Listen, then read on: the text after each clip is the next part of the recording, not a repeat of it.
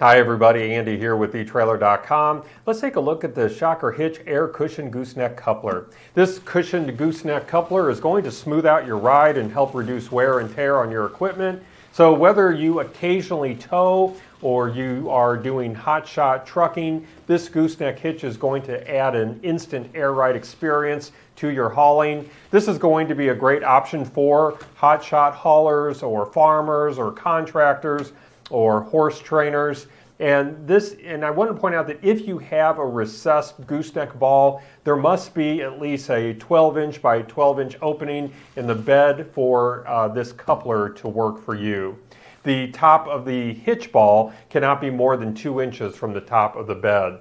Now this does have a gross towing weight of 30,000 pounds and a vertical load limit or maximum tongue weight of 7,000 pounds. And this is going to hook up to your 2 5/16 inch hitch ball. And features a lockable lever here that's going to allow you to connect and disconnect the coupler from the hitch ball. So let me give you a brief demonstration of that. I do have this currently in the locked position. And so I went ahead and removed this tethered pin and clip. And then I'm going to go ahead and remove this secondary clip right there.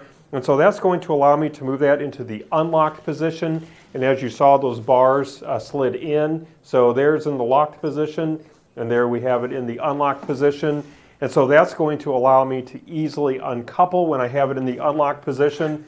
On your screen, I'm popping up a few pictures there. So as you can see, when we have this in the unlocked position, as you see there on the top, that coupler is going to be fully open to be able to sit on your ball or to be removed from your ball. And then when you move that to the locked position, you can actually see that those pins are going to wrap around that ball, and that's going to give you a nice secure connection when you're connected. So again, you can simply disconnect by pushing this lever to the unlocked position just like that. And then if you want to keep this in the unlocked position, you can replace this tethered pin and clip here to keep that in the unlocked or uncoupled position.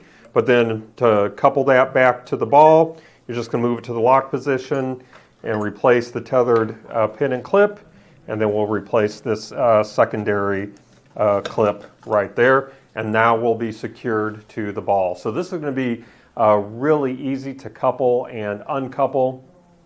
And using built-in airbag and rubber bump stops here, this coupler is going to act like an air suspension between your truck and gooseneck trailer. The airbag and the bumpers are going to help absorb road shock, and that's going to give you a smoother, more comfortable ride while also protecting your truck and trailer from wear and tear on the brakes, chassis, trailer frame, and suspension.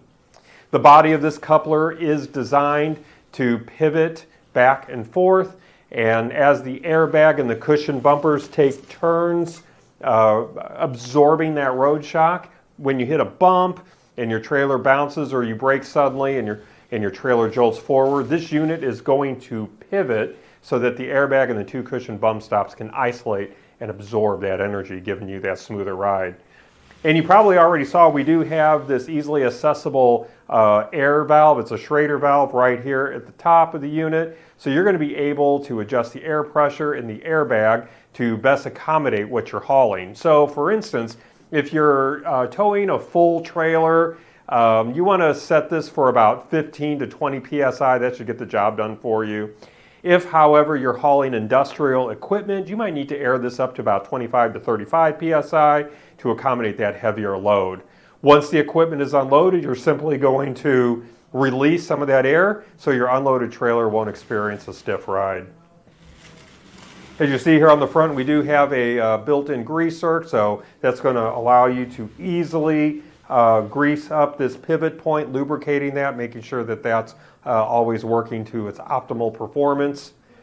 And this is going to be a universal fit. This is going to work with your 4-inch and 100 millimeter round stems with straight or angled pinholes. So we have these 3 height adjustment holes, and this is going to be compatible with 10 to 30 degree angled pinholes. By the way, the distance between these pinholes on center is going to be 2 5/8 inches.